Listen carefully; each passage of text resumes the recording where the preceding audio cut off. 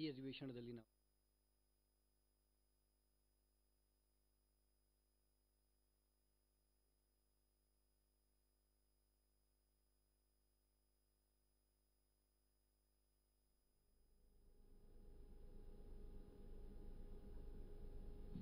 ಎಲ್ಲರಿಗೂ ನಮಸ್ಕಾರ. ನನ್ನ ಹೆಸರು ಕಿರಣ್ ಕುಮಾರ್. ಶಿಕ್ಷಣ ಫೌಂಡೇಶನ್ ಸಂಸ್ಥೆಯಿಂದ ಪ್ರತಿನಿಧಿಸ್ತಾ ಇದ್ದೀನಿ. ಶಿಕ್ಷಣ ಫೌಂಡೇಶನ್ ಸಂಸ್ಥೆ 2003ರಿಂದ ಸುಮಾರು ಸರ್ಕಾರಿ ಶಾಲೆಗಳ ಜೊತೆ ಕೆಲಸ ಪ್ರಾರಂಭ ಮಾಡಿಕೊಂಡು ತದನಂತರ ಕಳೆದ 4 ವರ್ಷದಿಂದ ನಾವು ಗ್ರಾಮ ಪಂಚಾಯತಿಯಲ್ಲಿರುವಂತಹ ಲೈಬ್ರರಿಗಳ ಜೊತೆ ಕೆಲಸ ಮಾಡ್ತಾ ಇದ್ದೀವಿ. ನಿಮಗೆಲ್ಲ ತಿಳಿದಿರುವ ಹಾಗೆ ಗ್ರಾಮ ಡಿಜಿ ವಿಕಾಸನ ಅಂತ ಒಂದು ಕಾರ್ಯಕ್ರಮ ಕಳೆದ 2022ರಿಂದ ಶುರುವಾಗಿದೆ. ರಾಜ್ಯಾದ್ಯಂತ ಸುಮಾರು 5,000 ಅರಿವು ಕೇಂದ್ರಗಳಲ್ಲಿ ನಾವು ಡಿಜಿಟಲ್ ವ್ಯವಸ್ಥೆಯನ್ನು ಸೃಷ್ಟಿ ಮಾಡಿದ್ದೀವಿ. ಆ ಕಾರ್ಯಕ್ರಮದ ಭಾಗವಾಗಿ ನಾವು ಡಿಜಿಟಲ್ ಸಾಕ್ಷರತೆ ಕಳೆದ 2 ವರ್ಷದಿಂದ ಮಾಡ್ತಾ ಇದ್ದೀವಿ. ಈ ಡಿಜಿಟಲ್ ಸಾಕ್ಷರತೆ ಸುಮಾರು 8 ಲಕ್ಷ ಸಮುದಾಯದವರಿಗೆ ಮತ್ತು ಈ ವರ್ಷ ಸುಮಾರು 3 ಲಕ್ಷ ಸಮುದಾಯದವರಿಗೆ ನೀಡುವಂಥ ಪ್ರಯತ್ನ ಸಂಸ್ಥೆಯಿಂದ ಮತ್ತು ನಮ್ಮ RDPR ಇಲಾಖೆಯಿಂದ ಸತತವಾಗಿ ನಡೀತಾ ಇದೆ. ಇವತ್ತಿನ ಕಾರ್ಯಕ್ರಮ ಅಧಿಕಾರ ಸಾಕಾರ ತರಬೇತಿ ಕಾರ್ಯಕ್ರಮಕ್ಕೆ ಎಲ್ಲರಿಗೂ ಮತ್ತೊಮ್ಮೆ ಸ್ವಾಗತ ಕೋರ್ತಾ, ಈ ಒಂದು ಅಧಿವೇಶನದಲ್ಲಿ ನಾವು ಡಿಜಿಟಲ್ ಸಾಕ್ಷರತೆ ಮತ್ತು ಆನ್ಲೈನ್ ಸುರಕ್ಷತೆ ಬಗ್ಗೆ ಸಂಪೂರ್ಣವಾಗಿ ತಿಳಿದುಕೊಳ್ಳೋಕ್ಕೆ ಪ್ರಯತ್ನ ಮಾಡೋಣ. ನಿಮಗೆಲ್ಲ ತಿಳಿದಿರೋ ಹಾಗೆ ಡಿಜಿಟಲ್ ಸಾಕ್ಷರತೆ ಅಂದರೆ ಏನು ಅಂತ ನೋಡೋದಾದರೆ, ನಾವು ದಿನನಿತ್ಯ ಬಳಸುವಂತಹ ಸ್ಮಾರ್ಟ್ಫೋನ್ ಆಗಿರಬಹುದು ಅಥವಾ ಲ್ಯಾಪ್ಟಾಪ್ ಆಗಿರಬಹುದು, ಅದನ್ನು ಸಮರ್ಪಕವಾಗಿ ಬಳಸುವಂತಹ ಕೌಶಲ್ಯವನ್ನು ನಾವು ವೃದ್ಧಿಸೋದೇ ಒಂದು ಡಿಜಿಟಲ್ ಸಾಕ್ಷರತೆ ಅಂತ ಹೇಳ್ಬೋದು.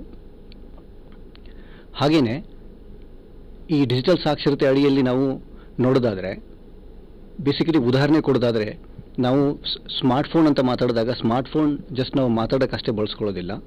ಸರ್ಕಾರಿ ಸೇವೆಗಳನ್ನ ಒದಗಿಸ್ಕೊಳ್ಳೋಕ್ಕಾಗಿರಬಹುದು, RTC ಆಗಿರಬಹುದು, ಅಥವಾ ನಮ್ಮಲ್ಲಿ ಉತ್ತಾರ ಅಂತ ಏನು ಕರಿತೀವಿ ಅದಾಗಿರಬಹುದು, ಪಾಣಿ ಆಗಿರಬಹುದು, ಸರ್ಕಾರಿ ಬೇರೆ ಬೇರೆ ಸೇವೆಗಳನ್ನ ಪಡ್ಕೊಳ್ಳೋಕ್ಕೆ ನಾವು ಈ ಡಿಜಿಟಲ್ ಸಾಧನಗಳನ್ನ ಬಳಸ್ಕೋತೀವಿ. ಈ ಸ್ಮಾರ್ಟ್ಫೋನ್ ಅಂತ ಕರೆದಾಗ ನಾವು ಇದೆಲ್ಲ ಸೇವೆಗಳನ್ನ ಬಳಸ್ಕೋಬೇಕು ಅಂದರೆ ನಮ್ಮಲ್ಲಿ ಸಾಕ್ಷರತೆ ಇರಬೇಕು, ಡಿಜಿಟಲ್ ಸಾಕ್ಷರತೆ ಇರಬೇಕು. ಹಾಗೆಯೇ ಈ ಸೇವೆಗಳು ಅಷ್ಟೇ ಅಲ್ಲದೆ ನಾವು ನಿರಂತರವಾಗಿ ಬೇರೆ ಬೇರೆ ಅಧಿಕಾರಿ ವರ್ಗದಾಗಿರ್ಬೋದು ಅಥವಾ ನಮ್ಮ ಸಮುದಾಯ ನಮ್ಮ ಕುಟುಂಬದ ಜೊತೆ ಸಂಪರ್ಕ ಮಾಡೋಕ್ಕೆ ನಾವು ವಾಟ್ಸಪ್ ಆಗಿರ್ಬೋದು, ಇನ್ಸ್ಟಾಗ್ರಾಮ್ ಆಗಿರ್ಬೋದು ಅಥವಾ ಸೋಷಿಯಲ್ ಮೀಡಿಯಾಗಳಾಗಿರ್ಬೋದು, ಇವೆಲ್ಲ ನಾವು ಕಮ್ಯುನಿಕೇಟ್ ಅಂದರೆ ಸಂವಹನ ಮಾಡೋಕ್ಕೆ ಕೂಡ ನಾವು ಈ ಡಿಜಿಟಲ್ ಸಾಧನಗಳನ್ನ ಬಳಸ್ಕೋತೀವಿ. ಇದು ಮಾಡಬೇಕಂದ್ರೂ ಕೂಡ ನಾವು ಸಾಕ್ಷರರಾಗಬೇಕು, ಡಿಜಿಟಲ್ ಸಾಕ್ಷರರಾಗಬೇಕು.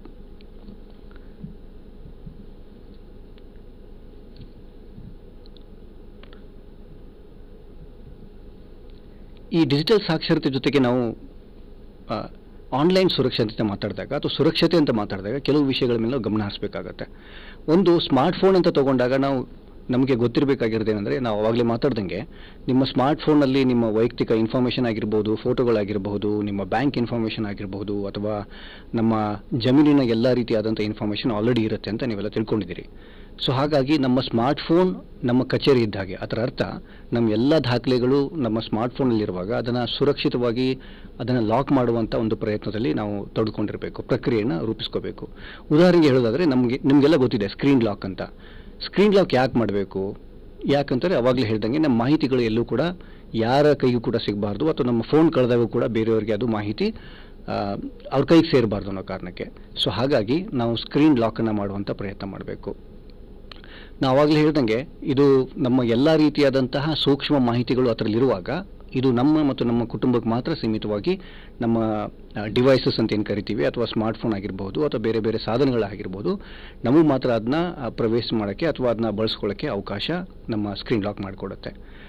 ಹಾಗೆಯೇ ನಮ್ಮ ಗೌಪ್ಯತೆ ಅಂತ ಮಾತಾಡಿದಾಗ, ಸೊ ಎಲ್ಲವೂ ಕೂಡ ನಮ್ಮ ಬ್ಯಾಂಕಿಂಗ್ ಇನ್ಫಾರ್ಮೇಷನ್ ಅಂತ ತೊಗೊಂಡಾಗ ಇದು ವೈಯಕ್ತಿಕ ಇನ್ಫಾರ್ಮೇಷನ್ ಆಗುತ್ತೆ. ಸೊ ಹಾಗಾಗಿ ಬೇರೆಯವ್ರಿಗೆ ಯಾವುದೇ ಕಾರಣಕ್ಕೂ ನಮ್ಮ ಬ್ಯಾಂಕ್ ಇನ್ಫಾರ್ಮೇಷನ್ ಆಗಿರ್ಬೋದು ಅಥವಾ ಯಾವುದೇ ನಮ್ಮ ಪರ್ಸ್ನಲ್ ಇನ್ಫಾರ್ಮೇಷನ್ ಆಗಿರ್ಬೋದು ಯಾವುದೂ ಕೂಡ ಅವ್ರಿಗೆ ಬೇರೆಯವ್ರಿಗೆ ಅಥವಾ ಯಾರು ನಾವು ಸ್ಟ್ರೇಂಜರ್ ಅಂತ ಕರಿತೀವಿ ಅಥವಾ ಯಾರನ್ನೂ ಪರಿಚಯ ಇರೋದಿಲ್ವೋ ಅಂಥವ್ರ ಕೈಗೆ ಸಿಗಬಾರ್ದು ಅಂತಂದರೆ ನಮ್ಮ ಸ್ಕ್ರೀನ್ ಲಾಕ್ ಪ್ರಮುಖವಾದ ಪಾತ್ರ ನಿರ್ವಹಿಸುತ್ತೆ.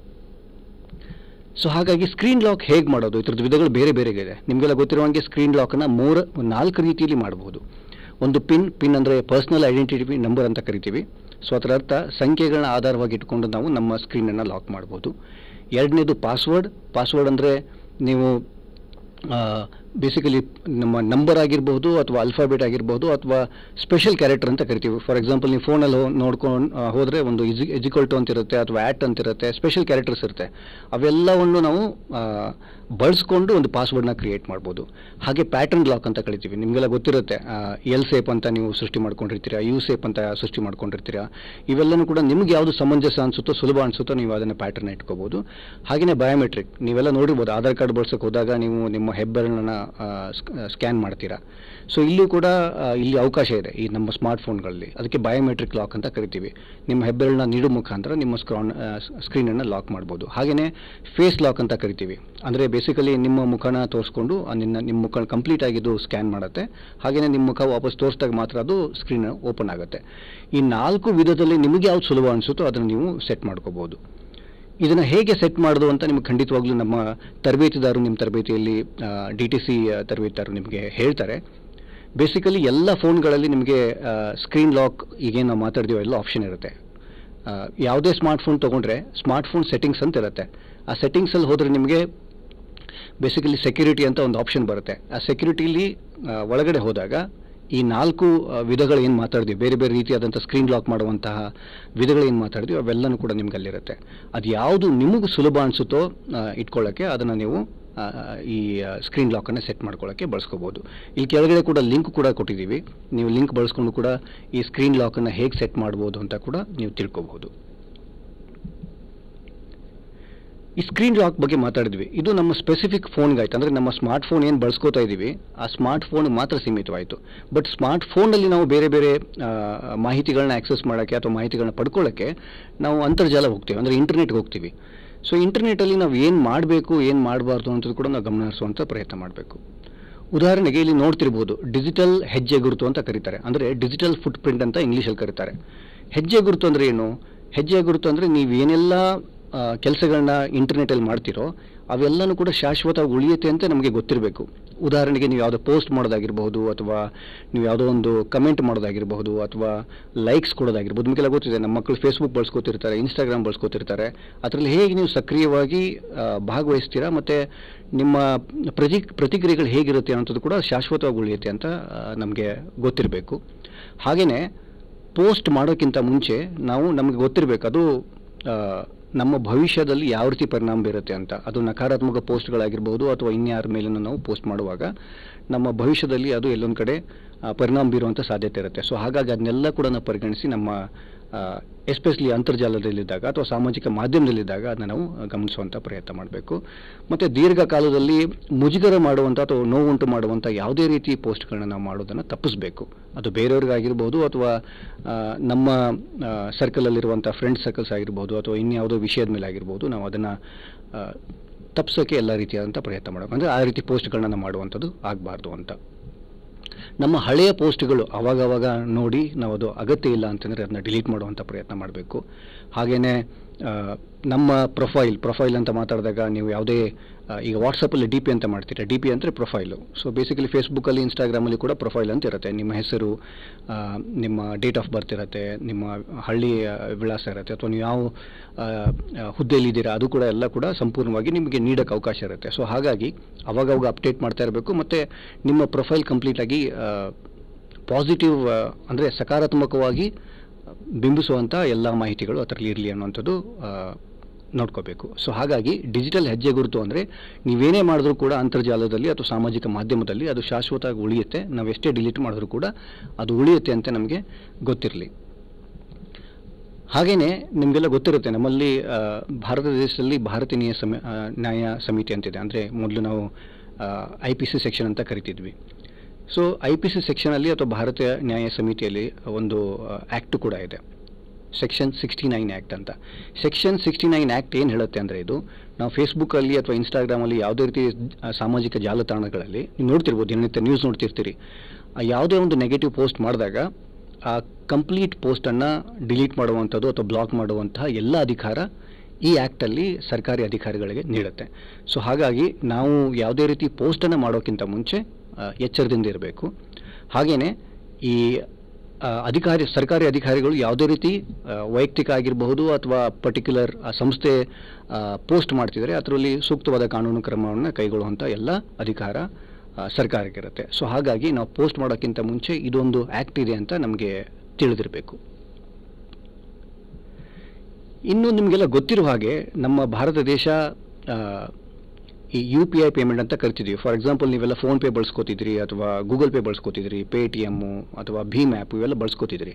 ಒಂದು ಹೆಮ್ಮೆಯ ವಿಷಯ ಏನಂದರೆ ನಮ್ಮ ಭಾರತ ದೇಶ ಇಂಥ UPI ಪೇಮೆಂಟ್ ಡೆವಲಪ್ ಮಾಡಿರುವಂಥ ಒಂದು ಮೈಲಿಗಲ್ಲು ಅಂತ ಹೇಳ್ಬೋದು. ಇದು ನಮ್ಮ ದೇಶದಲ್ಲಿ ಅಷ್ಟೇ ಅಲ್ಲ, ಸುಮಾರು ಬೇರೆ ಬೇರೆ ದೇಶದಲ್ಲಿ ಕೂಡ ಇದನ್ನ UPI ಪೇಮೆಂಟನ್ನು ಬಳಸ್ಕೊಳ್ಳುವಂತಹ ಪ್ರಕ್ರಿಯೆ ನಡೆದಿದೆ. ಸೊ ಹಾಗಾಗಿ UPI ಪೇಮೆಂಟ್ ಅಂತ ಮಾತಾಡಿದಾಗ ನಾವು ಫೋನಲ್ಲೇ ಕೂತ್ಕೊಂಡು ಬೇರೆಯವ್ರಿಗೆ ಹಣವನ್ನು ಕಳಿಸೋದು ಒಂದೇ ಆದರೆ ಅದರಲ್ಲಿ ಹೇಗೆ ಸುರಕ್ಷಿತವಾಗಿ ನಮ್ಮ ವ್ಯವಹಾರಗಳನ್ನ ಅಥವಾ ವಹಿವಾಟುಗಳನ್ನ ಮಾಡಬೇಕು ಅನ್ನೋಂಥದ್ದು ಕೂಡ ಗೊತ್ತಿರಬೇಕು. ಹೀಗೆ ನಿಮಗೆಲ್ಲ ಗೊತ್ತಿರುವಂಗೆ ಫೋನ್ಪೇ ಬಳಸ್ಕೋತಿರ್ತೀರಿ ಅಥವಾ ಗೂಗಲ್ ಪೇ ಬಳಸ್ಕೋತಿರ್ತೀರಿ. ಬಟ್ ಈ ಫೋನ್ಪೇ ಗೂಗಲ್ ಪೇ ಅಂತ ಮಾತಾಡಿದಾಗ ನಿಮ್ಗೆ ಗೊತ್ತಿರುತ್ತೆ ನಿಮ್ಮ ಫೋನ್ ನಂಬರ್ ಯಾವ ಬ್ಯಾಂಕಿಗೆ ಲಿಂಕ್ ಆಗಿರುತ್ತೋ ಆ ಎಲ್ಲ ವಹಿವಾಟುಗಳು ನಿಮ್ಮ ಗೂಗಲ್ ಪೇ ಫೋನ್ಪೇಯಿಂದ ಮುಖಾಂತರ ಮಾಡಿದಾಗ ಅದು ಕಂಪ್ಲೀಟ್ ನಿಮಗೆ ನೋಡೋಕ್ಕೆ ಸಿಗುತ್ತೆ, ಅಥವಾ ನಿಮ್ಮ ಟ್ರಾನ್ಸಾಕ್ಷನ್ಸ್ ಏನಿದೆ ಅಂತ ನಿಮಗೆ ಖಂಡಿತವಾಗ್ಲೂ ಸಿಗುತ್ತೆ. ಸೊ ಹಾಗಾಗಿ UPI ಪೇಮೆಂಟ್ ಅಥವಾ ಗೂಗಲ್ ಪೇ ಫೋನ್ಪೇ ಅಂತ ಮಾತಾಡಿದಾಗ ಆ ಅಪ್ಲಿಕೇಶನ್ಸ್ಗಳಿಗೆ ನಾವು ಬಲವಾದ ಪಾಸ್ವರ್ಡನ್ನು ಸೆಟ್ ಮಾಡಬೇಕು. ಈಗ ಫಾರ್ ಎಕ್ಸಾಂಪಲ್ ನೀವು ನೋಡ್ತಿರ್ಬೋದು, ಪ್ರತಿ 6 ತಿಂಗಳಿಗೆ ಕೆಲವೊಂದು ಸರಿ ನಿಮ್ಮ ಪಾಸ್ವರ್ಡ್ನ ಚೇಂಜ್ ಮಾಡೋಕ್ಕೆ ಹೇಳ್ತಿರುತ್ತೆ. ಯಾಕೆ ಅಂತಂದರೆ ಅದು ಒಂದು ಸೆಕ್ಯೂರಿಟಿ ಪರ್ಪಸ್ಗೋಸ್ಕರ. ಸೊ ಹಾಗಾಗಿ ಯಾವುದೇ ರೀತಿ UPI ಪೇಮೆಂಟನ್ನು ಬಳಸ್ಕೊಳ್ಳುವಾಗ ನಾವು ಅದಕ್ಕೆ ಬಲವಾದ ಪಾಸ್ವರ್ಡನ್ನು ಸೃಷ್ಟಿ ಮಾಡಿರಬೇಕು, ಸೊ ದ್ಯಾಟ್ ಬೇರೆಯವರು ನಿಮ್ಮ UPI ಅಪ್ಲಿಕೇಶನ್ಸ್ನ ಆಕ್ಸೆಸ್ ಮಾಡೋಕ್ಕೆ ಆಗದೇ ಇರಲಿ ಅಂತ.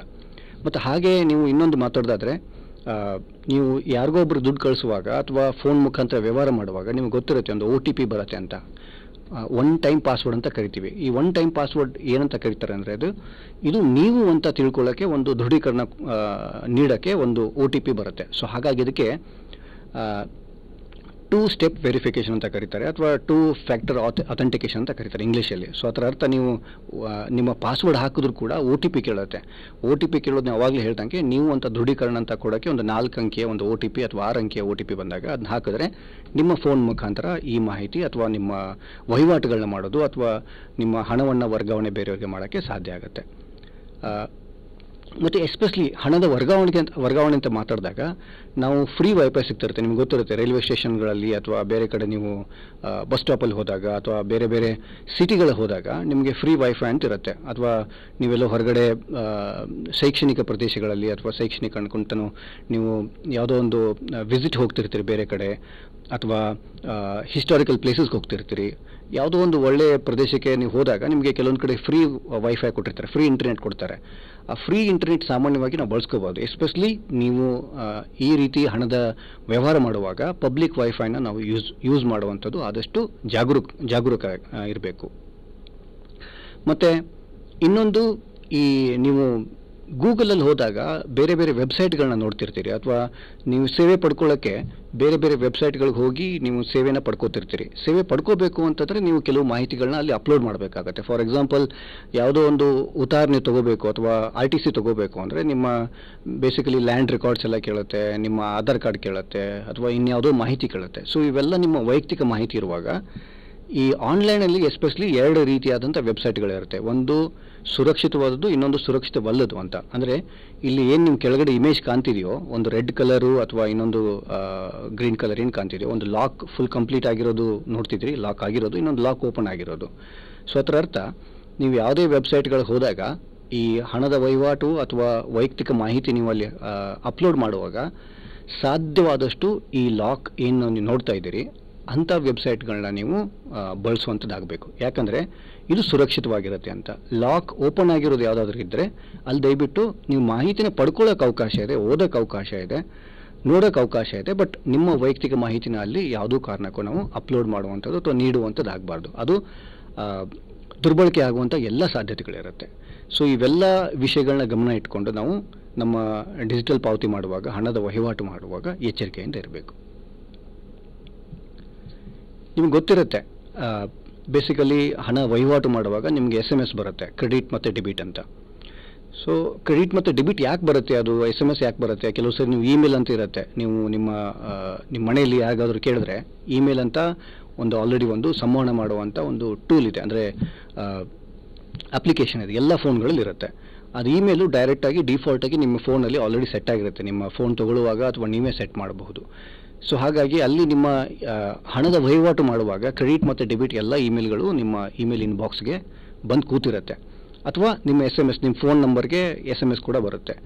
ಯಾವುದಾದ್ರೂ ಒಂದು ನಿಮಗೆ ಅನುಮಾನ ಬಂದಲ್ಲಿ ನನ್ನ ದುಡ್ಡು ಯಾರಿಗೂ ಬೇರೆಯವ್ರು ಕಳಿಸಿಲ್ಲ, ಬಟ್ ಸ್ಟಿಲ್ ನಿಮಗದು ಡೆಬಿಟ್ ಆಗಿರೋ SMS ಬಂದಿದೆ ಅಥವಾ ದುಡ್ಡು ಕಟ್ಟಾಗಿರೋ SMS ಬಂದಿದೆ ಅಂದರೆ ನೀವು ಎಚ್ಚರದಿಂದಿರಬೇಕು. ಅದನ್ನು ಆಗಲೇ ಬ್ಯಾಂಕಿನ ಅಧಿಕಾರಿಗಳಿಗೆ ತಿಳಿಸುವಂಥ ಎಲ್ಲ ಪ್ರಯತ್ನ ಮಾಡಬೇಕು. ಸೊ ಹಾಗಾಗಿ ನಿಮ್ಮ SMS ಏನು ಬರುತ್ತೋ ಎಸ್ಪೆಷಲಿ ಬ್ಯಾಂಕ್ಗಳಿಂದ ಬಂದಾಗ ಅವಾಗವಾಗ ನೋಡುವಂತಹ ಪ್ರಕ್ರಿಯೆಯಲ್ಲಿ ನಾವು ತೊಡಸ್ಕೋಬೇಕು.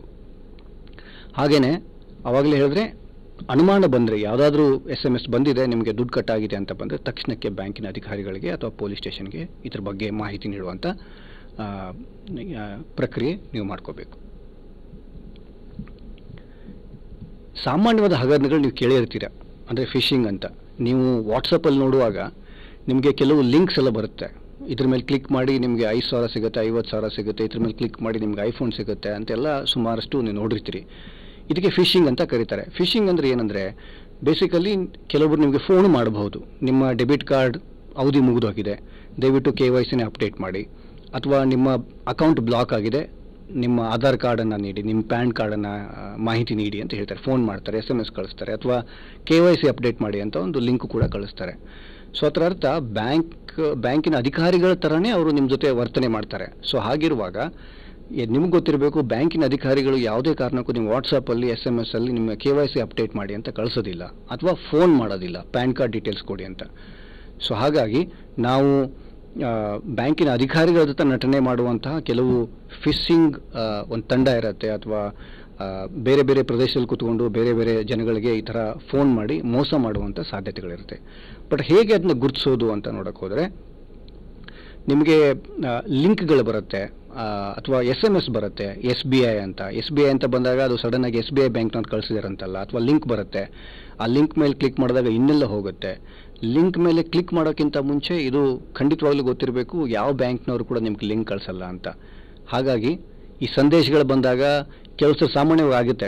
ಡೆಬಿಟ್ ಅಂತ ಬಂದಿರುತ್ತೆ, ಕ್ರೆಡಿಟ್ ಅಂತ ಬಂದಿರುತ್ತೆ. ಕ್ರೆಡಿಟು ಡೆಬಿಟು ಬಂದಾಗ ನಿಮಗೆ ಗೊತ್ತಿರಬೇಕು ಮೇಲ್ಗಡೆ ಏನಂತ, ಆ ಬ್ಯಾಂಕಿನ ಹೆಸರು ಬಂದಿರಬೇಕು ಅಂತ. ಫಾರ್ ಎಕ್ಸಾಂಪಲ್ SBI ಅಂತಿದ್ರೆ SBI ಅಂತ ಬಂದಿರುತ್ತೆ, ಬ್ಯಾಂಕ್ ಆಫ್ ಬರೋಡಾ ಇದ್ರೆ ಬ್ಯಾಂಕ್ ಆಫ್ ಬರೋಡಾ ಅಂತ ಬಂದಿರುತ್ತೆ, BOB ಅಂತ ಬಂದಿರುತ್ತೆ. ಬಟ್ ಯಾವುದೋ ನಂಬರಿಂದ SMS ಬಂದಿದೆ ಅಂದರೆ ಯಾರೋ ಒಬ್ಬರು ನಿಮ್ಮನ್ನ ಮೋಸ ಮಾಡುವಂಥ ಪ್ರಯತ್ನದಲ್ಲಿ ತೊಡ್ಕೊಂಡಿದ್ದಾರಂತ. ಸೊ ಹಾಗಾಗಿ ಇವೆಲ್ಲ ಕೂಡ ನಾವು ಗಮನ ಹರಿಸುವಂಥ ಒಂದು ಪ್ರಯತ್ನ ಮಾಡಬೇಕು. ಹಾಗೆಯೇ ನಿಮಗೆ ಗೊತ್ತಿರಬೇಕು, ನೀವು ಫೋನ್ ಮಾಡಿದಾಗ ಈ ಥರ ಡೀಟೇಲ್ಸ್ ಯಾರೂ ಕೂಡ ಕೇಳೋದಿಲ್ಲ ಅಂದರೆ ನೀವು ಫೋನನ್ನು ನೇರವಾಗಿ ಕಟ್ ಮಾಡ್ಬೋದು, ಡಿಸ್ಕನೆಕ್ಟ್ ಮಾಡ್ಬೋದು. ಅದನ್ನ ಎಂಟರ್ಟೈನ್ ಮಾಡುವಂಥದ್ದು ಆಗಬಾರ್ದು. ಅನುಮಾನದ ಯಾವುದೇ ಬರುವಂಥ ಲಿಂಕ್ ಮೇಲೆ ಖಂಡಿತವಾಗ್ಲೂ ಕ್ಲಿಕ್ ಮಾಡಬಾರ್ದು. ಹೇಗೆ ರಕ್ಷಣೆ ಮಾಡೋದು ಅಂತ ನೋಡೋದಾದರೆ ಅವಾಗಲೇ ಹೇಳ್ದಂಗೆ ಯಾವುದೇ ರೀತಿ ನಿಮಗೆ ಬ್ಯಾಂಕ್ನವರು ಅಥವಾ ಇನ್ಯಾವುದೋ ಅಧಿಕಾರಿಗಳು ನಿಮ್ಮ ವೈಯಕ್ತಿಕ ಮಾಹಿತಿ ಕೇಳೋಕ್ಕೆ ಫೋನ್ ಮಾಡೋದಿಲ್ಲ. ಸೊ ಆ ಥರ ಬಂದಾಗ ಅದನ್ನು ಯಾವುದೇ ಕಾರಣಕ್ಕೂ ನೀವು ಪ್ರತಿಕ್ರಿಯೆ ಕೊಡುವಂಥದ್ದು, ಉತ್ತರಗಳು ಕೊಡುವಂಥದ್ದು ಆಗಬಾರ್ದು. ಮತ್ತು ಈಗ ಇನ್ನೊಂದು ರೀತಿಯಲ್ಲಿ ನಿಮಗೆ ಫಿಶಿಂಗ್ ಕೂಡ ಆಗುತ್ತೆ. ಫಾರ್ ಎಕ್ಸಾಂಪಲ್ ನೀವು ನೋಡಿರ್ಬೋದು, ಅಮೆಝಾನು, ಫ್ಲಿಪ್ಕಾರ್ಟು, ಮೀಶೋ ಅಂತ ಕೇಳಿರ್ತೀರಿ. ಅಲ್ಲಿ ಬೇರೆ ಬೇರೆ ಆಫರ್ಗಳು ಕೊಡ್ತಿರ್ತಾರೆ. ಆಫರ್ಗಳು ಕೊಡುವಂಥ ಸಂದರ್ಭದಲ್ಲಿ ನಿಮಗೆ ಈ ಥರ ಫಿಶಿಂಗ್ ಮಾಡುವಂಥ ಒಂದು ತಂಡ ನಿಮಗೆ ಲಿಂಕ್ ಕಳಿಸುತ್ತೆ. ಇದ್ರ ಮೇಲೆ ಕ್ಲಿಕ್ ಮಾಡಿ ನೀವು ಕಡಿಮೆ ದರದಲ್ಲಿ ಬಟ್ಟೆ ತೊಗೋಬೋದು, ಕಡಿಮೆ ದರದಲ್ಲಿ ಫ್ರಿಜ್ ತೊಗೋಬೋದು, ಕಡಿಮೆ ದರದಲ್ಲಿ TV ತೊಗೋಬೋದು ಅಂತ ಹಾಕಿರ್ತಾರೆ. ಇವೆಲ್ಲ ನೀವು ಅದನ್ನು ನೇರವಾಗಿ ನಂಬೋಕ್ಕಿಂತನೂ ಈ ಥರ ಅಂದರೆ ಆಫರ್ಗಳು ನಿಜವಾಗ್ಲೂ ಇದೆಯಾ ಅಂತ ಒಂದು ನಾವು ಅರ್ಥ ಮಾಡ್ಕೋಬೇಕು. ಎರಡನೇದು, ನೀವು ನೋಡಿರ್ತೀರಿ, ನೀವು ಲಾಟ್ರಿಲಿ ಗೆದ್ದಿದ್ದೀರಾ ಅಂತ ಹೇಳ್ತಾರೆ. ಸೊ ಲಾಟ್ರಿ ನೀವು ಆಡ್ದೇ ಹೇಗೆ ಗೆಲ್ಲಕ್ಕಾಗುತ್ತೆ? ಸೊ ಲಾಟ್ರಿ ಗೆದ್ದಿದ್ದೀರಿ ಅಂತಂದರೆ ಖಂಡಿತವಾಗ್ಲೂ ಮೋಸ ಮಾಡುವಂಥ ಎಲ್ಲ ಪ್ರಯತ್ನ ನಡೀತಿದೆ ಅಂತ ಅದರ ಅರ್ಥ. ಸೊ ಆ ಕಾರಣಕ್ಕೆ ಯಾವುದೇ ರೀತಿ ಲಿಂಕ್ಗಳು ಅಥವಾ ಫೋನ್ ಕಾಲ್ಗಳಿಗೆ ನೀವು ಪ್ರತಿಕ್ರಿಯೆ ಕೊಡುವಂಥದ್ದು ಆಗಬಾರ್ದು. ಮತ್ತು ಈ ಆಫರ್ಗಳಂತ ಬಂದಾಗ ಅವಾಗಲೇ ಹೇಳ್ದಂಗೆ ಫ್ರಿಜ್ಜು, TV ಅಥವಾ ಇನ್ಯಾವುದೋ ಆಫರ್ಗಳಂತ ಬಂದಾಗ ನೀವು ನೇರವಾಗಿ ಆ ಥರ ಪರ್ಟಿಕ್ಯುಲರ್ ವೆಬ್ಸೈಟ್ಗೆ ಹೋಗಿ ನೋಡುವಂಥದ್ದು ಆಗಬೇಕು.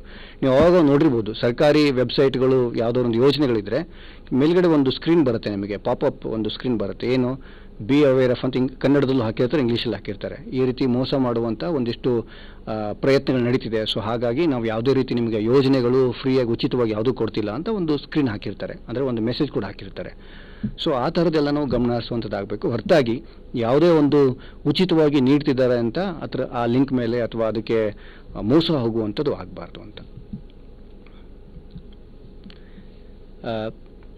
ಆವಾಗಲೇ ಮಾತಾಡ್ದಂಗೆ ನಾವು ಎಲ್ಲ ಮಾಹಿತಿಗಳು ಡಿಜಿಟಲ್ ಆಗಿದೆ.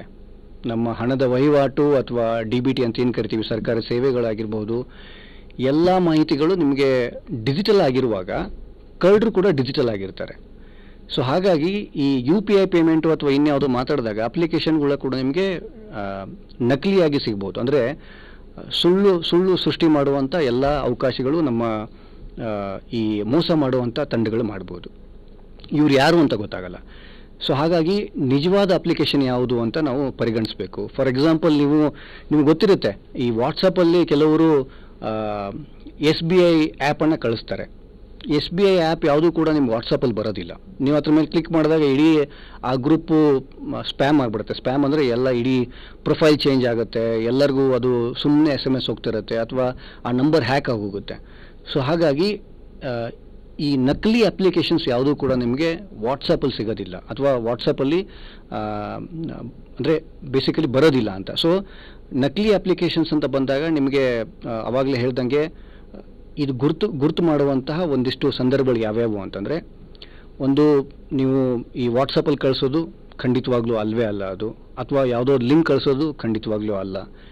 ಎಲ್ಲಿ ಸಿಗುತ್ತೆ ಆ ಪರ್ಟಿಕ್ಯುಲರ್ ಒರಿಜಿನಲ್ ಅಥವಾ ಅಪ್ಲಿಕೇಶನ್ ಅಂತ ತೊಗೊಂಡ್ರೆ, ಇದು ನಿಜವಾದ ಅಪ್ಲಿಕೇಶನ್ ಬ್ಯಾಂಕ್ದು ಅಥವಾ ನಿಜವಾದ ಅಪ್ಲಿಕೇಶನ್ ಯಾವುದೋ ಒಂದು ಸೇವೆ ಪಡ್ಕೊಳ್ಳೋಕ್ಕೆ ಅಂದರೆ ಅವೆಲ್ಲನೂ ಕೂಡ ಪ್ಲೇಸ್ಟೋರಲ್ಲಿ ಸಿಗುತ್ತೆ. ನಿಮ್ಮ ಫೋನಲ್ಲಿ ನೀವು ಪ್ಲೇಸ್ಟೋರ್ಗೆ ಹೋದರೆ ಅಲ್ಲಿ ನಿಮಗೆ ಈ ಅಪ್ಲಿಕೇಶನ್ ಕೂಡ ಸಿಗುವಂಥ ಸಾಧ್ಯತೆ ಇದೆ, ಅವಕಾಶಗಳಿರುತ್ತೆ. ಇನ್ನು ಯಾವುದೇ ಹೊಸ ಅಪ್ಲಿಕೇಶನ್ ನೀವು ಇನ್ಸ್ಟಾಲ್ ಮಾಡ್ಕೋಬೇಕು ಅಂದರೆ, ಈಗ ಫಾರ್ ಎಕ್ಸಾಂಪಲ್ ನೀವು ಎಷ್ಟೋ ಕಡೆ ಯಾವುದೋ ಒಂದು ಆಫರ್ ತೊಗೊಳ್ಳೋಕ್ಕೆ ಈ ಆ್ಯಪನ್ನು ಬಳಸ್ಕೊಳ್ಳಿ ಅಂತ ಹೇಳಿರ್ತಾರೆ, ಅಥವಾ ಈ ಅಪ್ಲಿಕೇಶನ್ ಚೆನ್ನಾಗಿ ನಿಮಗೆ ಒಂದಿಷ್ಟು ರನ್ನಿಂಗ್ ಸಂಬಂಧಪಟ್ಟಂಗೆ ಸಹಾಯ ಮಾಡುತ್ತೆ ಅಂತ ಹೇಳ್ತಾರೆ, ಹಾರ್ಟ್ ಬೀಟಿಗೆ ಸಂಬಂಧಪಟ್ಟಂಗೆ ಟ್ರ್ಯಾಕ್ ಮಾಡುತ್ತೆ ಅಂತ ಹೇಳ್ತಾರೆ, ಇವೆಲ್ಲ ಇರುತ್ತೆ. ಬಟ್ ಅದನ್ನು ಇನ್ಸ್ಟಾಲ್ ಮಾಡೋಕ್ಕಿಂತ ಮುಂಚೆ ಈ ರಿವ್ಯೂಸ್ ಇರುತ್ತೆ. ಅದಕ್ಕೆ ರಿವ್ಯೂಸ್ ಅಂದರೆ ಏನು, ಯಾರೇ ಕೆಲವರು ಆ ಅಪ್ಲಿಕೇಶನ್ನ ಇನ್ಸ್ಟಾಲ್ ಮಾಡಿಕೊಂಡು ಅದಕ್ಕೆ ಪ್ರತಿಕ್ರಿಯೆ ಕೊಟ್ಟಿರ್ತಾರೆ. ಸೊ ಅದರ ಅರ್ಥ ಸರಿ ಇದೆಯಾ ಇಲ್ವೋ. ಈಗ ರೇಟಿಂಗ್ ಅಂತ ಕೇಳಿರ್ತೀರಿ, 5 ಸ್ಟಾರ್ ರೇಟಿಂಗ್ ಇರುತ್ತೆ, 4 ಇರುತ್ತೆ, 3 ಇರುತ್ತೆ, 2 ಇರುತ್ತೆ, 1 ಇರುತ್ತೆ. 1 ಅಂದರೆ ಖಂಡಿತವಾಗ್ಲೂ ಕಳಪೆ, ಅದನ್ನು ನಾವು ಇನ್ಸ್ಟಾಲ್ ಮಾಡ್ಕೋಬಾರ್ದು ಅಂತ. ಬಟ್ ಅದನ್ನು ಎಷ್ಟು ಜನ ಬಳಸ್ಕೊಂಡಿದ್ದಾರೆ ಅದರ ಆಧಾರದ ಮೇಲೆ, ಎಷ್ಟು ಜನ ಪ್ರತಿಕ್ರಿಯೆ ಕೊಟ್ಟಿದ್ದಾರೆ ಅಥವಾ ಎಷ್ಟು ಜನ ರೇಟಿಂಗ್ ಕೊಟ್ಟಿದ್ದಾರೆ ಅದರ ಆಧಾರದ ಮೇಲೆ ನಾವು ಅದನ್ನ ಇನ್ಸ್ಟಾಲ್ ಮಾಡ್ಕೋಬೇಕೋ ಬೇಡವೋ ಅಂತ ತೀರ್ಮಾನ ಮಾಡ್ಬೋದು. ರೇಟಿಂಗ್ ಅಷ್ಟೇ ಅಲ್ಲ, ಅಲ್ಲಿ ಕೆಳಗಡೆ ಫೀಡ್ಬ್ಯಾಕ್ ಅಂತ ಇರುತ್ತೆ. ಫೀಡ್ಬ್ಯಾಕ್ ಅಂದರೆ ಅವರ ಅನುಭವಗಳನ್ನ ಹಂಚ್ಕೊಂಡಿರ್ತಾರೆ. ಆ ಅನುಭವಗಳು ಎಲ್ಲವೂ ಕೂಡ ಸರಿ ಅಲ್ಲ ಅಂತ ನಿಮಗೆ ಕಾಣಿಸ್ತಿದ್ರೆ ಖಂಡಿತವಾಗ್ಲೂ ಆ ಥರ ಅಪ್ಲಿಕೇಶನ್ಸ್ ಯಾರೇ ಹೇಳಿದ್ರು ಕೂಡ ಬಳಸ್ಕೊಳ್ಳೋಂಥದ್ದಾಗಬಾರ್ದು. ಮತ್ತು ನೀವು ಇನ್ಸ್ಟಾಲ್ ಮಾಡುವಾಗ ನೋಡ್ತಿರ್ಬೋದು, ಯಾವುದೋ ಒಂದು ಅಪ್ಲಿಕೇಶನ್ ಇನ್ಸ್ಟಾಲ್ ಮಾಡುವಾಗ ನಿಮ್ಮ ಫೋನ್ ಕಾಂಟ್ಯಾಕ್ಟ್ ನಂಬರ್ ಕೇಳುತ್ತೆ ಅಥವಾ ಲೊಕೇಶನ್ ಕೇಳುತ್ತೆ, ನಿಮ್ಮ ಕ್ಯಾಮ್ರಾ ಆಕ್ಸೆಸ್ ಕೇಳುತ್ತೆ. ಆಕ್ಸೆಸ್ ಅಂದರೆ ಪರ್ಮಿಷನ್ ಕೇಳುತ್ತೆ, ಕ್ಯಾಮ್ರಾ ಬಳಸ್ಕೋಬೋದಾ, ನಿಮ್ಮ ಕಾಂಟ್ಯಾಕ್ಟ್ಸ್ನ ರೀಡ್ ಮಾಡ್ಬೋದಾ ಅಂತ ಕೇಳುತ್ತೆ, ಅಥವಾ ನೀವು ನಿಮ್ಮ ಗ್ಯಾಲರಿನ ಆಕ್ಸೆಸ್ ಮಾಡ್ಲಾ ಕೇಳುತ್ತೆ. ಗ್ಯಾಲರಿ ಅಂದರೆ ನಿಮ್ಮ ಫೋಟೋಗಳು ಬಂದು ಎಲ್ಲಿ ಕೂತ್ಕೊಳ್ಳುತ್ತಲ್ಲ ಅದನ್ನೆಲ್ಲ ಆಕ್ಸೆಸ್ ಮಾಡಲಾ ಅಂತ ಕೇಳುತ್ತೆ. ಸೊ ಆ ಥರ ಅನುಮಾನ ಬರುವಂಥ ಯಾವುದೇ ನಿಮ್ಮ ಹತ್ರ ಅನುಮತಿ, ನಿಮ್ಮ ಫೋನಲ್ಲಿ ಅನುಮತಿ ಕೇಳ್ತಿದ್ರೆ ಆ ಥರ ಅಪ್ಲಿಕೇಶನ್ನ ಖಂಡಿತವಾಗ್ಲೂ ನಾವು ಇನ್ಸ್ಟಾಲ್ ಮಾಡ್ಕೋಬಾರ್ದು. ಆದರೆ ಕೆಲವು ಅಪ್ಲಿಕೇಶನ್ಸ್ಗಳಿಗೆ ಕೆಲವು ಪರ್ಮಿಷನ್ಸ್ ಖಂಡಿತವಾಗ್ಲೂ ಅಗತ್ಯ ಇರುತ್ತೆ. ಫಾರ್ ಎಕ್ಸಾಂಪಲ್ ನೀವು ಆಧಾರ್ ಕಾರ್ಡ್ ಅಂತ ತೊಗೊಂಡ್ರೆ, ಆಧಾರ್ ಕಾರ್ಡ್ಗೆ ನಿಮ್ಮ ಇಮೇಲ್ ಕೇಳುತ್ತೆ ಅಥವಾ ನಿಮ್ಮ ಆಧಾರ್ ಕಾರ್ಡ್ ಕೇಳುತ್ತೆ. ಯಾಕಂದರೆ ನಿಮ್ಮ ಆಧಾರ್ ಕಾರ್ಡ್ ಅಪ್ಡೇಟ್ ಮಾಡಬೇಕು ಅಂದರೆ ನಿಮ್ಮ ಆಧಾರ್ ಕಾರ್ಡ್ ನಂಬರ್ ಬೇಕು, ನಿಮ್ಮ ವಿಳಾಸ ಬೇಕು, ನೀವೇ ಅಂತ ತಿಳ್ಕೊಬೇಕಂದ್ರೆ ಕೆಲವು ಮಾಹಿತಿಗಳು ಕೇಳುತ್ತೆ. ಸೊ ಹಾಗಾಗಿ, ಅಥವಾ ಆಧಾರ್ ಕಾರ್ಡ್ OTP ಬರಬೇಕಂದ್ರೆ SMS ಕೇಳುತ್ತೆ, ಅಂದರೆ SMS ಆಕ್ಸೆಸ್ ಮಾಡುತ್ತೆ ಅದು. ಸೊ ಹಾಗಾಗಿ ಇಂಥ ಪರ್ಮಿಷನ್ ಕನಿಷ್ಠ ನಾವು ಕೆಲವು ಅಪ್ಲಿಕೇಶನ್ಸ್ಗೆ ಕೊಡಬೇಕಾಗತ್ತೆ. ಅದು ಅದರದ್ದೇ ಆದಂಥ ಕೆಲಸ ಮಾಡೋಕ್ಕೆ ಕೆಲವು ಅನುಮತಿಗಳನ್ನ ನಾವು ಕೊಡಲೇಬೇಕು. ಬಟ್ ಇನ್ಯಾವುದೋ ಅಪ್ಲಿಕೇಶನ್ಸ್ಗೆ ಬೇಡದಿರೋ ಅನುಮತಿಗಳು ಕೇಳ್ತಿದ್ರೆ ಖಂಡಿತವಾಗ್ಲೂ ಅದು ಕೊಡಬಾರ್ದು. ಮತ್ತು ಅಪ್ಲಿಕೇಶನ್ ಅದು ಅಧಿಕೃತವಾಗಿದೆಯಾ ಅಂತ, ಅಧಿಕೃತ ಅಂದರೆ ಪ್ಲೇಸ್ಟೋರ್ಲಿ ಇದೆಯಾ. ಪ್ಲೇಸ್ಟೋರ್ ಅಂದರೆ ನೀವು ನಿಮ್ಮ ಫೋನಲ್ಲಿ ಪ್ಲೇಸ್ಟೋರ್ ಅಂತಿರುತ್ತೆ, ಗೂಗಲ್ ಪ್ಲೇಸ್ಟೋರ್ ಅಂತಿರುತ್ತೆ, ಅಥವಾ ಸ್ಯಾಮ್ಸಂಗ್ ಸ್ಟೋರ್ ಅಂತಿರುತ್ತೆ, ಅಥವಾ ಓಪೋ ಸ್ಟೋರ್ ಅಂತಿರುತ್ತೆ. ಸೊ ಈ ಥರ ಬೇರೆ ಬೇರೆ ಸ್ಟೋರ್ಗಳು ಬೇರೆ ಬೇರೆ ಫೋನಲ್ಲಿರುತ್ತೆ. ಓಪೋ ಸ್ಟೋರ್ ಅಂತ ಮಾಡ್ಕೊಂಡಿರ್ತಾರೆ. ಬಟ್ ಬೈ ಆ್ಯಂಡ್ ಲಾರ್ಜ್ ಅಂದರೆ ಎಲ್ಲ ಫೋನ್ಗಳಲ್ಲಿ ನೋಡೋಕೆ ಹೋದರೆ ನಿಮಗೆ ಪ್ಲೇಸ್ಟೋರ್ ಖಂಡಿತವಾಗ್ಲೂ ಇರುತ್ತೆ. ಆ ಪ್ಲೇಸ್ಟೋರಲ್ಲಿ ಲಭ್ಯ ಇದೆಯಾ ಅಂತ ಒಂದು ನೋಡ್ಕೋಬೇಕು, ಮತ್ತು ಪರ್ಟಿಕ್ಯುಲರ್ ಆಗಿ ಅದಕ್ಕೆ ಒಳ್ಳೆ ರೇಟಿಂಗ್ ಇದೆಯಾ ಅಂತ ನೋಡ್ಕೋಬೇಕು, ಮತ್ತು ಅದಕ್ಕೆ ಯಾವ ರೀತಿ ಪ್ರತಿಕ್ರಿಯೆ ಫೀಡ್ಬ್ಯಾಕ್ ಜನಗಳು ಕೊಟ್ಟಿದ್ದಾರೆ ಇದನ್ನೆಲ್ಲ ನೋಡಿಕೊಂಡು ನಾವು ಅದನ್ನು ಇನ್ಸ್ಟಾಲ್ ಮಾಡ್ಕೋಬೇಕೋ ಬೇಡವೋ ಅಂತ ಮಾಡಬಹುದು. ಇನ್ನು ರಕ್ಷಣೆ ಹೇಗೆ ಮಾಡ್ಕೊಳ್ಳೋದು, ಈಗ ಯಾವುದೋ ಒಂದು ಅಪ್ಲಿಕೇಶನ್ ಆ ಥರ ಬಂದಾಗ ಅದು ಬ್ಯಾಂಕ್ನವರು ಶಿಫಾರಸು ಮಾಡಿದ್ದಾರೆ ಅಂತಂದರೆ ಖಂಡಿತವಾಗ್ಲೂ ಅವ್ರ ವೆಬ್ಸೈಟಲ್ಲಿರುತ್ತೆ. ಯಾವುದೋ SBI, ಬ್ಯಾಂಕ್ ಆಫ್ ಬರೋಡಾ ತೊಗೊಂಡ್ರೆ ಅಥವಾ ಯಾವುದೋ ಒಂದು ಅಪ್ಲಿಕೇಶನ್ ತೊಗೊಂಡಾಗ ಪರ್ಟಿಕ್ಯುಲರ್ ಅವ್ರ ಸೈಟಲ್ಲಿ ಅದು ಕಾಣಬೇಕು. ಅವ್ರ ಸೈಟ್ ಮೇಲೆ ಹೋದಾಗ ನೀವು ಖಂಡಿತವಾಗ್ಲೂ ಪ್ಲೇಸ್ಟೋರ್ ತೊಗೊಂಡೋಗುತ್ತೆ. ಅವ್ರ ಸೈಟಲ್ಲಿ ಇಲ್ಲ ಅಂತಂದರೆ ಆ ಥರದ ಅಪ್ಲಿಕೇಶನ್ಸ್ ನಾವು ಇನ್ಸ್ಟಾಲ್ ಮಾಡ್ಕೊಳ್ಳೋವಂಥದ್ದು ಆಗಬಾರ್ದು. ಸೊ ಹಾಗಾಗಿ ಸಾಧ್ಯವಾದಷ್ಟು ಪ್ಲೇಸ್ಟೋರು, ಓಪೋ ಸ್ಟೋರು ಅಥವಾ ಆ ಫೋನಿನ ಪರ್ಟಿಕ್ಯುಲರ್ ಸ್ಟೋರಿಂದನೇ ನಾವು ಅಪ್ಲಿಕೇಶನ್ಸ್ನ ಇನ್ಸ್ಟಾಲ್ ಮಾಡ್ಕೊಳ್ಳೋವಂಥದ್ದು ಮೇಲೆ ಗಮನ ಹರಿಸಬೇಕು. ಇನ್ನು ನಿಮಗೆಲ್ಲ ಗೊತ್ತಿರಬಹುದು, ಇತ್ತೀಚೆಗೆ ನಾವು ನ್ಯೂಸ್ಗಳಲ್ಲಿ ಡಿಜಿಟಲ್ ಅರೆಸ್ಟ್ ಅಂತ ಕೇಳಿರ್ತೀವಿ. ಕೇಂದ್ರ ಸರ್ಕಾರ, ರಾಜ್ಯ ಸರ್ಕಾರ ಇದರ ಮೇಲೆ ಸಾಕಷ್ಟು TV ಆ್ಯಡ್ಸ್ ಮಾಡಿದ್ದಾರೆ, ಅಥವಾ ನಿಮಗೆ ಅವಾಗವಾಗ ಮಾಹಿತಿ ಕೊಡುವಂಥ ಎಲ್ಲ ಪ್ರಯತ್ನಗಳು ಕೂಡ ಸರ್ಕಾರಗಳು ಆಲ್ರೆಡಿ ಮಾಡ್ತಾ ಇದೆ. ಈ ಡಿಜಿಟಲ್ ಅರೆಸ್ಟ್ ಅಂದರೆ ಏನು? ಡಿಜಿಟಲ್ ಅರೆಸ್ಟ್ ಅಂದರೆ ಯಾವಾಗಲೇ ಮಾತಾಡ್ದಂಗೆ ಎಲ್ಲರೂ ಡಿಜಿಟಲ್ ಆಗಿರ್ತಾರೆ. ಅಂದರೆ ಬೇಸಿಕಲಿ ನಿಮಗೆ ಕಾಣೋದಿಲ್ಲ, ಅವ್ರು ಯಾರು ಅಂತ ಗೊತ್ತಾಗೋದಿಲ್ಲ. ಅವರು ನಿಮಗೆ ಎಲ್ಲೊಂದು ಕಡೆ ಮೋಸ ಮಾಡುವಂಥ ಪ್ರಯತ್ನ ಮಾಡ್ತಿರ್ತಾರೆ. ಈಗ ಇತ್ತೀಚೆಗೆ ಸುಮಾರು ಅದು ಆನ್ಲೈನಲ್ಲಿ ಆಗಿರಬಹುದು ಅಥವಾ ಬೇರೆ ಬೇರೆ ಜನಗಳು ಇದರಲ್ಲಿ ಆಲ್ರೆಡಿ ಮೋಸ ಹೋಗಿರುವಂಥದ್ದು ನೋಡಿರ್ಬೋದು. ಇದು ಹೇಗಾಗುತ್ತೆ ಅಂತ ನೋಡೋದಾದರೆ, ನಿಮಗೊಂದು ಸಂದರ್ಭ ಹೇಳೋದಾದರೆ, ಸಾಮಾನ್ಯವಾಗಿ ಯಾರೋ ಒಬ್ಬರು ನಿಮ್ಮನ್ನು ಒಳಗೆ ಮಾಡೋಕ್ಕೆ ಅಥವಾ ಮೋಸ ಮಾಡೋಕ್ಕೆ ಒಂದು ಲಿಂಕನ್ನು ಕಳಿಸ್ತಾರೆ ಅಥವಾ ಒಂದು ಮಾಹಿತಿನ ಕಳಿಸ್ತಾರೆ ವಾಟ್ಸಪ್ಪಲ್ಲಿ. ಆ ಥರ ಇದ್ದಾಗ ನೀವು ಅವ್ರಿಗೆ ಹೇಗೆ ಆರಂಭ ಮಾಡ್ತಾರೆ ಅಂತಂದರೆ, ಈ ರೀತಿ ನಿಮಗೆ ಮಾಹಿತಿ ನಾವು ಸೈಬರ್ ಕ್ರೈಮ್ನವರು, ನಾವು ಪೊಲೀಸ್ ಡಿಪಾರ್ಟ್ಮೆಂಟ್ ಅವರು, ನಾವು ಕೇಂದ್ರ ಸರ್ಕಾರದ ಅಧಿಕಾರಿಗಳು ಅಂತ ನಿಮಗೊಂದು SMS ಕಳಿಸ್ತಾರೆ. ಹಾಗೆಯೇ ಒಂದು ವಿಡಿಯೋ ಕರೆ ಮಾಡ್ತಾರೆ. ವಿಡಿಯೋ ಕರೆ ಮಾಡಿದಾಗ ನೀವು ಈ ರೀತಿ ಅಪರಾಧ ಮಾಡಿದ್ದೀರಿ, ನೀವು ಬೇಸಿಕಲಿ ಯಾವುದೋ ಒಂದು ಮನಿ ಲಾಂಡ್ರಿಂಗ್ ಮಾಡಿದ್ದೀರಿ, ಅಥವಾ ಇಲ್ಲಿಗಲ್ ಚಟುವಟಿಕೆಗಳು ಮಾಡಿದ್ದೀರಿ, ಅಥವಾ ಮಾದಕ ವಸ್ತುಗಳನ್ನ ರವಾನೆ ಮಾಡಿದ್ದೀರಿ ಅಂತ ಈ ಥರ ನಿಮಗೆಲ್ಲ ಒಂದು ಮಾಹಿತಿ ಕೊಡ್ತಾರೆ. ನಿಮಗೆ ವಿಡಿಯೋ ಕಾಲ್ ಮಾಡ್ತಾರೆ. ವಿಡಿಯೋ ಕಾಲ್ ಮಾಡಿದಾಗ ನಿಮಗೆ ಎದುರುಗಡೆ ಕಾಣುವಂಥ, ವಿಡಿಯೋಲಿ ಕಾಣುವಂಥ ವ್ಯಕ್ತಿನೇ ಪೊಲೀಸ್ ಆಫೀಸರ್ ಥರನೋ ಅಥವಾ ಇನ್ಯಾವುದೋ ನಿಜವಾಗ್ಲೂ ಆಫೀಸರ್ ಎದುರುಗಡೆ ನಿಮಗೆ ಮಾತಾಡ್ತಿದ್ದಾರಾ ಅಂತ ನಿಮ್ಗೆ ವಿಡಿಯೋ ಕಾಲ್ ಮಾಡ್ತಾರೆ. ಸೊ ವಿಡಿಯೋ ಕಾಲ್ ಮಾಡಿದಾಗ ಆಬ್ವಿಯಸ್ಲಿ ನಮ್ಮ ಜನಗಳು ಆದಷ್ಟು ಈ ಥರ ಮಾಡಿಲ್ಲ ಅಂದರೂ ಕೂಡ ಹೆದರ್ಕೊಳ್ಳುವಂಥ ಸಾಧ್ಯತೆಗಳು ಜಾಸ್ತಿ ಇರುತ್ತೆ. ಸೊ ಹಾಗಾಗಿ ನಿಮ್ಮ ಮೇಲೆ ಸುಳ್ಳು ಆರೋಪಗಳು ಮಾಡ್ತಾ ನಿಮ್ಮಿಂದ ನೀವು ಕಾನೂನು ಬಾಹಿರ ಚಟುವಟಿಕೆಗಳು ತೊಡಸ್ಕೊಂಡಿದ್ದೀರಿ, ಅಥವಾ ನಿಮ್ಮ ಹತ್ರ ಮಾದಕ ವಸ್ತು ನಿಮ್ಮ ಹೆಸರಲ್ಲಿ ಸಿಕ್ಕಿದೆ ನಮಗೆ, ಸೊ ಹಾಗಾಗಿ ನಿಮ್ಮ ಮೇಲೆ ಇದು ಅಪರಾಧ ಇದೆ ಅಂತ ನಿಮ್ಮ ಮೇಲೆ ಭಯ ಹುಟ್ಟಿಸುವಂಥ ಎಲ್ಲ ಸನ್ನಿವೇಶಗಳನ್ನ ನಿಮಗೆ ಸೃಷ್ಟಿ ಮಾಡ್ತಾರೆ. ಸೊ ಹಾಗಾಗಿ ಇದು ಹೊರಗಡೆ ಹೋಗಬಾರ್ದು, ಇಲ್ಲೇ ಇದನ್ನ ನಾವು ಸರಿ ಮಾಡ್ಕೋಬೇಕು ಅಂದರೆ ಒಂದಿಷ್ಟು ಹಣದ ಬೇಡಿಕೆ ನಿಮ್ಮ ಮೇಲೆ ಇಡ್ತಾರೆ. ಸೊ ಎಷ್ಟೋ ಜನ ಈ ಥರ ಭಯಪಟ್ಟಾಗ ದುಡ್ಡು ಹೋಗಲಿ ಅಂತ ಹಣ ಕೊಟ್ಟು ಅದರಿಂದ ಆಚೆ ಬರುವಂಥ ಪ್ರಯತ್ನ ಮಾಡ್ತಾರೆ. ಸೊ ಬಂಧನವನ್ನು ತಪ್ಪಿಸ್ಬೇಕಂದ್ರೆ, ಅರೆಸ್ಟ್ ಆಗಬಾರ್ದು ಅನ್ನೋ ಕಾರಣಕ್ಕೆ ಈ ರೀತಿ ಹಣನ ಕೊಟ್ಟು ಆಗಿರುವಂಥ ಸಾಕಷ್ಟು ಸಂದರ್ಭಗಳು ನಾವು ನಮ್ಮ ರಾಜ್ಯದಲ್ಲಿ ಅಥವಾ ಬೇರೆ ಬೇರೆ ರಾಜ್ಯದಲ್ಲಿ ಆಲ್ರೆಡಿ ನೋಡಿದ್ದೀವಿ. ಇದು ನಿಮಗೆ ಗೊತ್ತಿರಬೇಕು, ಡಿಜಿಟಲ್ ಬಂಧನ ಎಲ್ಲೂ ಕೂಡ ಇಲ್ಲ, ಯಾರೂ ಕೂಡ ಡಿಜಿಟಲ್ ಆಗಿ ಅರೆಸ್ಟ್ ಮಾಡೋದಿಲ್ಲ ಅಂತ ಈ ಥರ ಸೃಷ್ಟಿ ಮಾಡಿರ್ತಾರೆ. ಅದನ್ನ ಹೇಗೆ ಈ ಥರ ಬಂದಾಗ ಹೇಗೆ ಅದನ್ನ ನಾವು ಪ್ರಿವೆಂಟ್ ಮಾಡೋದು, ಹೇಗೆ ರಕ್ಷಿಸ್ಕೊಳ್ಳೋದು ನಮ್ಮನ್ನು ನಾವು ಅಂತಂದರೆ, ಒಂದು ನಿಮ್ಗೆ ಗೊತ್ತಿರ್ಬೋದು ಅರೆಸ್ಟ್ ಅಂದರೆ ಏನು. ಅರೆಸ್ಟ್ ಅಂದರೆ ನಿಮಗೆ ಯಾರೋ ಒಬ್ಬರು ಪೊಲೀಸ್ ಆಫೀಸರು ನೀವು ಮುಂಚೆ ನೋಟಿಸ್ ಕೊಟ್ಟು ಅಥವಾ ನಿಮ್ಮ ಮನೆ ಬಾಗಿಲಿಗೆ ಬಂದು ನಿಮ್ಮನ್ನು ಅರೆಸ್ಟ್ ಮಾಡ್ತಾರೆ ಅಥವಾ ನಿಮಗೆ ಕರ್ಸ್ಕೋತಾರೆ, ಅಂದರೆ ಫಿಸಿಕಲಿ ಬರ್ತಾರೆ, ನಿಮ್ಮ ಎದುರುಗಡೆ ಬರ್ತಾರೆ. ಸೊ ಯಾರೂ ಕೂಡ ನಿಮ್ಮ ಫೋನಲ್ಲಿ ಅಥವಾ ವಿಡಿಯೋ ಕಾಲ್ ಮುಖಾಂತರ SMS ಮೂಲಕ ನಿಮಗೆ ಅರೆಸ್ಟ್ ಮಾಡ್ತೀವಿ ಅಂತ ಯಾರೂ ಕೂಡ ನಮ್ಮ ನಿಜವಾದ ಅಧಿಕಾರಿಗಳು ಅಥವಾ ನಮ್ಮ ಪೊಲೀಸ್ ಅಧಿಕಾರಿಗಳು ಅಥವಾ ನಮ್ಮ ಸರ್ಕಾರಿ ಅಧಿಕಾರಿಗಳು ಮಾಡಲ್ಲ. ಇದು ಒಂದು ನಿಮಗೆ ಕ್ಲಿಯರ್ ಆಗಿರಬೇಕು, ಯಾರು ಫೋನಲ್ಲಿ ನಮಗೆ ಅರೆಸ್ಟ್ ಮಾಡ್ತೀವಿ ಅಂತ ಹೇಳೋದಿಲ್ಲ ಅಂತ. ಇನ್ನು ಎರಡನೇದು, ಯಾವುದೇ ರೀತಿ ಕಾನೂನು ಬಾಹಿರ ಚಟುವಟಿಕೆ ಮಾಡಿದಾಗ ಅಥವಾ ಕಾನೂನುಬದ್ಧವಾಗಿರುವಾಗ ನಿಮಗೆ ಫೀಸ್ ಕಟ್ಟಿ ಅಂತ ಕೇಳಲ್ಲ. ಫೀಸ್ ಕಟ್ಟಿ ಅಂತಂದ ಬಂದಾಗ, ಶುಲ್ಕ ಕಟ್ಟಬೇಕು ಅಂತಂದಾಗ ನಿಮ್ಗೆ ನಿಜವಾಗ್ಲೂ ಅಲ್ಲೇ ಬಂದು ಕಟ್ಟಬೇಕು ಅಥವಾ ಎಲ್ಲಿರುತ್ತೆ ಅಲ್ಲೇ ಹೋಗಿ ಕಟ್ಟುವಂಥ ಅವಕಾಶಗಳಿರುತ್ತೆ, ನಿಮಗೆ ಫೋನಲ್ಲಿ ಯಾರು ಹೇಳೋದಿಲ್ಲ ಅಂತ. ಇನ್ನು ಈ ಥರ ಬಂದಾಗ ನೀವು ಹಣವನ್ನು ಯಾವುದೇ ಕಾರಣಕ್ಕೂ ಯಾರಿಗೂ ಕೂಡ ವರ್ಗಾವಣೆ ಮಾಡುವಂತಹ ಸಂದರ್ಭಗಳನ್ನ ಸೃಷ್ಟಿ ಮಾಡ್ಕೋಬಾರ್ದು, ಅಥವಾ ಹಣವನ್ನು ವರ್ಗಾವಣೆ ಕೂಡ ಮಾಡಬಾರ್ದು. ಈ ಥರ ಆದಾಗ ನಾವು ವರದಿ ಮಾಡೋಕ್ಕೆ ಅವಕಾಶ ಇರುತ್ತೆ. ಅಂದರೆ ಅದರ ಅರ್ಥ ಕಂಪ್ಲೇಂಟ್ ಕೂಡ ಮಾಡ್ಬೋದು ನಾವು.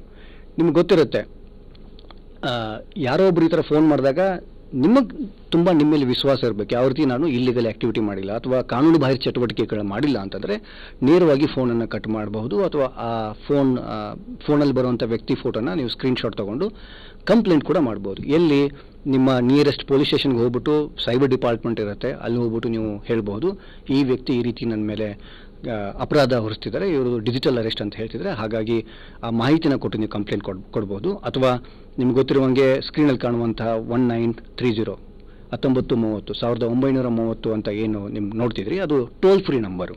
ಈ ಟೋಲ್ ಫ್ರೀ ನಂಬರ್ಗೆ ನೀವು ಕಂಪ್ಲೇಂಟ್ ಕೊಟ್ಟರೆ ಅದು ಕಂಪ್ಲೀಟ್ವಾಗಿ ಅದನ್ನು ಅವರು ತಗೊಂಡು ಸೂಕ್ತವಾದ ಕ್ರಮವನ್ನು ಕೈಗೊಳ್ತಾರೆ. ಇನ್ನು ಕೇಂದ್ರ ಸರ್ಕಾರದೇ ಆದಂಥ ಒಂದು ಸೈಬರ್ ಕ್ರೈಮ್ದೊಂದು ವೆಬ್ಸೈಟ್ ಇದೆ. ಇದು ಬೇಸಿಕಲಿ ನಿಮಗೆ ತಕ್ಷಣಕ್ಕೆ ನಿಮ್ಮ ಮೇಲೆ ಆಗಿರುವಂತಹ ಈ ಡಿಜಿಟಲ್ ಅರೆಸ್ಟ್ ಅಥವಾ ಏನು ಸಂದರ್ಭಗಳನ್ನ ಸೃಷ್ಟಿ ಆಗಿದೆಯೋ ಅದನ್ನ ಕಂಪ್ಲೇಂಟ್ ಮಾಡೋಕ್ಕೆ ನಿಮಗೆ ಅವಕಾಶ ಇದೆ.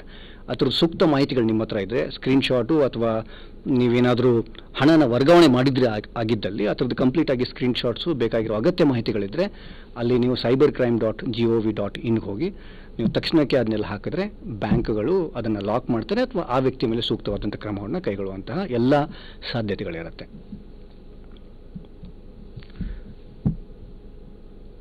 ಬಟ್ ಇದೆಲ್ಲವೂ ನಾವು ತಕ್ಷಣಕ್ಕೆ ಮಾಡಬೇಕು.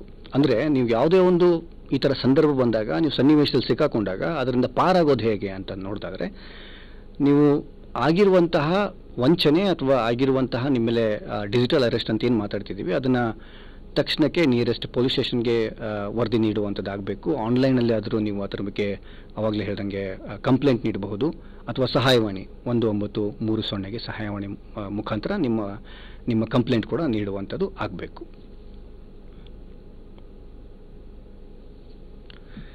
ಇದೆಲ್ಲ ಆದರೆ ನಾವು ಆವಾಗಲೇ ಮಾತಾಡ್ದಂಗೆ ನಾವು ಸುಮಾರಷ್ಟು ಸಾಮಾಜಿಕ ಮಾಧ್ಯಮಗಳಲ್ಲಿ ಸಕ್ರಿಯವಾಗಿ ತೊಡ್ಕೊಂಡಿದ್ದೀವಿ. ನಾವು ದಿನನಿತ್ಯ ಆಗುವಂತಹ ನಮ್ಮ ಕುಟುಂಬದಲ್ಲಾಗುವಂಥ ಬರ್ತ್ಡೇ ಪಾರ್ಟಿಗಳಾಗಿರ್ಬೋದು ಅಥವಾ ನಮ್ಮ ಹಳ್ಳಿಗಳಲ್ಲಾಗಿರುವಂಥ ಕೆಲವು ಕಾರ್ಯಕ್ರಮಗಳಾಗಿರ್ಬೋದು, ಎಲ್ಲ ಕಾರ್ಯಕ್ರಮಗಳು ನಾವು ನೋಡೋದು ದೃಷ್ಟಿಕೋನ ನಮ್ಮ ಸಾಮಾಜಿಕ ಮಾಧ್ಯಮದಲ್ಲಿ ಹಾಕಿದ್ರೆ ಅದಕ್ಕೊಂದು ಒಳ್ಳೆಯ ಪ್ರತಿಕ್ರಿಯೆ ಸಿಗುತ್ತೆ ಅನ್ನುವಂಥದ್ದು ಖಂಡಿತವಾಗ್ಲೂ ಎಲ್ಲರೂ ನಂಬಿರುವಂಥದ್ದು. ಅಂದರೆ ಆ ಸಾಮಾಜಿಕ ಮಾಧ್ಯಮಗಳು ನಮ್ಮ ಹಳ್ಳಿಗೆ ಸೀಮಿತವಾಗಿರೋದಿಲ್ಲ, ಅದು ಇಡೀ ಪ್ರಪಂಚದಾದ್ಯಂತ ಯಾರು ಬೇಕಾದ್ರೂ ಆಕ್ಸೆಸ್ ಮಾಡಿ ಯಾರು ಬೇಕಾದ್ರೂ ನಿಮ್ಮ ಪೋಸ್ಟ್ಗಳನ್ನ ನೋಡಬಹುದು ಅಥವಾ ಯಾರಾದರೂ ಅದಕ್ಕೆ ಪ್ರತಿಕ್ರಿಯೆ ಕೂಡ ನೀಡಬಹುದು ಅಂತ. ಸೊ ಅದರ ಅರ್ಥ ನಾವು ಒಳ್ಳೆಯ ವಿಚಾರಕ್ಕೇ ಎಲ್ಲೊಂದು ಕಡೆ ಸಾಮಾಜಿಕ ಮಾಧ್ಯಮಗಳನ್ನ ಬಳಸುವಂಥದ್ದಾಗಬೇಕು.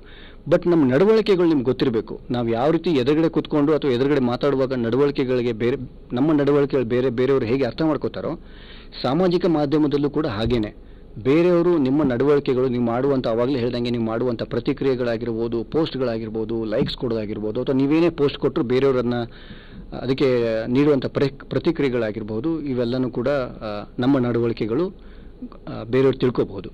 ಸೊ ಹಾಗಾಗಿ ಸಾಮಾಜಿಕ ಮಾಧ್ಯಮದಲ್ಲಿ ನಾವು ನಮ್ಮದೇ ಆದಂಥ ಶಿಷ್ಟಾಚಾರನ ಫಾಲೋ ಮಾಡಬೇಕು. ಶಿಷ್ಟಾಚಾರ ಅಂದರೆ ಶಿಸ್ತುಬದ್ಧವಾದ ನಡವಳಿಕೆ ಅಂತ ಹೇಳ್ಬೋದು. ಏನು ಅಂತಂದರೆ ನಾವು ಬೇರೆಯವರ ಗೌಪ್ಯತೆನೇ ಕಾಪಾಡಬೇಕು. ಗೌಪ್ಯತೆ ಅಂದರೆ ಏನು? ಪ್ರೈವೇಸಿ ಅಂತ ಮಾತಾಡ್ತಿದ್ದೀವಿ. ಈಗ ಯಾವುದೇ ಒಬ್ಬರು ಬೇರೆಯವರ ವ್ಯಕ್ತಿ ಮಾಹಿತಿ ಅಂತ ವೈಯಕ್ತಿಕ ಮಾಹಿತಿ ಅಂದಾಗ ಆ ವೈಯಕ್ತಿಕ ಮಾಹಿತಿ ನಾವು ಅವರ ಅನುಮತಿ ಇಲ್ಲದೇ ಪೋಸ್ಟ್ ಮಾಡಬಾರ್ದು. ಯಾಕೆ ಅಂತಂದರೆ ಈಗ ಯಾವುದೋ ಒಂದು ಮಗುವಿನ ಫೋಟೋ ನೋಡುತ್ತೀರಿ ನೀವು ಫೇಸ್ಬುಕ್ಕಲ್ಲಿ, ಆ ಫೇಸ್ಬುಕ್ಕಲ್ಲಿ ಯಾವುದೋ ಒಂದು ಕುಟುಂಬದ ಮಗುನ ತೊಗೊಂಡು ನಾವು ಚಿಕ್ಕ ಮಗುನ ತೊಗೊಂಡು ಪೋಸ್ಟ್ ಮಾಡಬಾರ್ದು ಅಂತ. ಯಾಕೆಂದರೆ ಅದು ಅವರ ಮಕ್ಕಳಾಗಿರ್ತಾರೆ ಅಥವಾ ಇನ್ಯಾವುದೋ ನೀವು ಫೋಟೋ ತೊಗೊಂಡು ಬೇರೆಯವ್ರದ್ದು ಫೋಟೋ ತೊಗೊಂಡು ಹಾಕ್ಬೋದು ಅಥವಾ ಇನ್ಯಾವುದೋ ಆಗುವಂಥ ಚಟುವಟಿಕೆಗಳನ್ನ ತೊಗೊಂಡು ಪೋಸ್ಟ್ ಮಾಡುವಂಥದ್ದು, ಬೇರೆಯವ್ರದ್ದು ಯಾವುದೇ ರೀತಿ ಪೋಸ್ಟ್ಗಳನ್ನ ಅವರ ಅನುಮತಿ ಇಲ್ಲದೇ ಎಸ್ಪೆಷಲಿ ಅದು ಪ್ರೈವೇಸಿ ಅಂತ ಮಾತಾಡಿದಾಗ ಪೋಸ್ಟ್ ಮಾಡುವಂಥದ್ದು ಆಗಬಾರ್ದು ಅಂತ.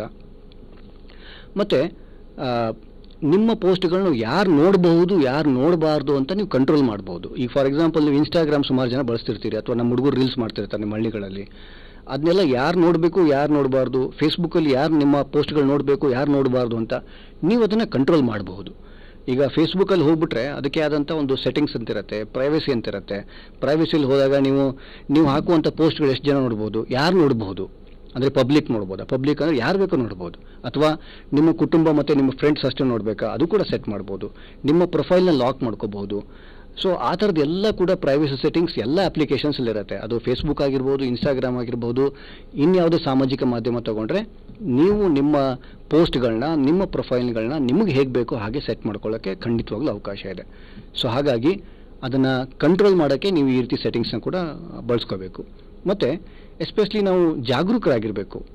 ಯಾವುದೇ ಪೋಸ್ಟ್ ಮಾಡೋಕ್ಕಿಂತ ಮುಂಚೆ ಅದು ಬೇರೆಯವ್ರ ಮೇಲೆ ಯಾವ ರೀತಿ ಪರಿಣಾಮ ಬೀರುತ್ತೆ ಅಂತ ನೋಡಬೇಕು. ಫಾರ್ ಎಕ್ಸಾಂಪಲ್ ನೀವು ಫೇಸ್ಬುಕ್ ಓಪನ್ ಮಾಡಿದ್ರೆ ಅಥವಾ ಇತ್ತೀಚೆಗೆ ಟಿ ವಿ ಮಾಧ್ಯಮಗಳು ನೋಡಿದ್ರೆ ಅನ್ನೆಸೆಸರಿ ಬೇರೆ ಬೇರೆ ಕಮೆಂಟ್ಗಳು ಬರ್ತಿರುತ್ತೆ. ಆ ಕಮೆಂಟ್ಗಳನ್ನ ನಾವು ಫಾಲೋ ಮಾಡ್ತಾ ಹೋಗ್ಬಿಟ್ರೆ ನಿಮ್ಗೆ ಗೊತ್ತಾಗ್ಬಿಡುತ್ತೆ ಇದು ಬೇಡದಿರೋದು.